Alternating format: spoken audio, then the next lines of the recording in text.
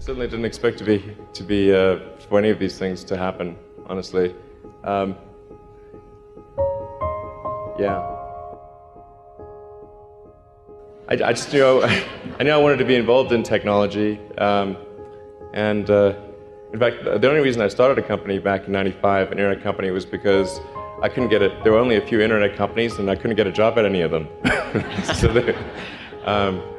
I tried to get a job at Netscape, and sent my resume in and tried hanging out in the lobby, but I was too shy to talk to anyone.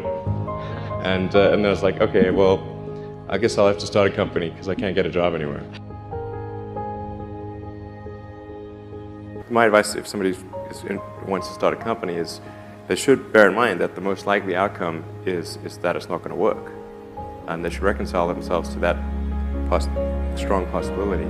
And they should only do it if they feel that they are really compelled to do it. The way starting a company works is like, usually in the very beginning it's kind of fun, and then it's really hellish for a number of years. You talked about chewing glass. Yeah, there's a friend of mine who's a successful entrepreneur, and started actually his career around the same time as I did, and he has a good phrase. His name's Billy. He said, "Yeah, starting a company is like eating glass and staring into the abyss, and if you don't eat the glass, you're not going to be successful."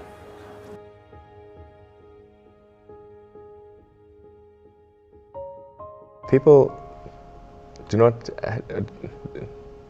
think critically enough. I mean, critical thinking is a skill in short supply, where people take too many things they assume too many things to be true without sufficient basis in that belief. So it's very important that people closely analyze what is supposed to be true and try to build up. Try to say, let's analyze things from first principles, not by analogy or not by convention.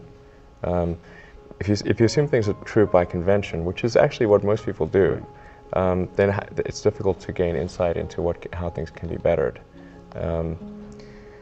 So, in any argument or any sort of train of thinking, you want to make sure that the underlying premises are valid and applicable, and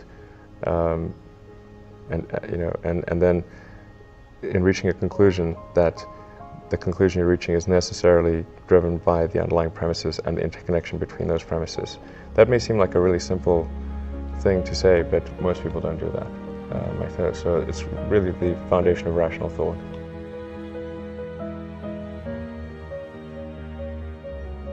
If somebody is doing something that is useful to the rest of society, I think that's a good thing. Like, it doesn't have to change the world. Like, if you're doing something that has high value to people, and frankly, even if it's like just a little game, or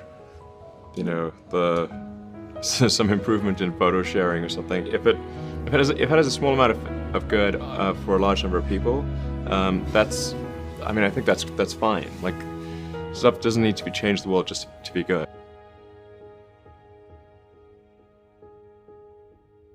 People tend to overweight risk on a personal level. It's one thing if you've got, a mortgage to pay and kids to support, and that if you were to deviate from your job, how are you going to feed your family and pay the rent? And okay, that's understandable. But let's say you're young and you're just coming out of college or coming out of high school or whatever. What do you risk? You're not going to starve. I mean, right. It's really certainly not in any kind of modern economy. It's so easy to earn enough money just to live somewhere and eat food. You could, very easy to do. So I don't know what are they afraid of? They're mostly afraid of failure, I think, But people should be less risk averse when there's not much at risk.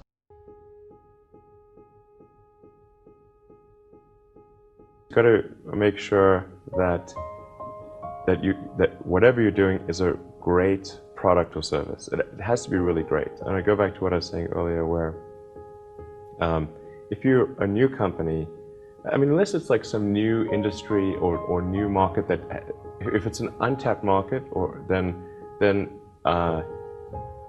you have more ability to,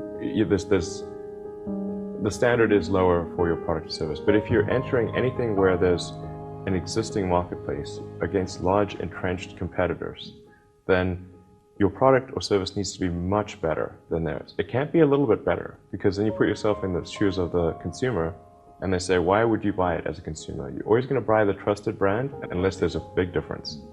So a lot of times, entrepreneur will come up with something which is only slightly better. And it can't just be slightly better. It's got to be a lot better.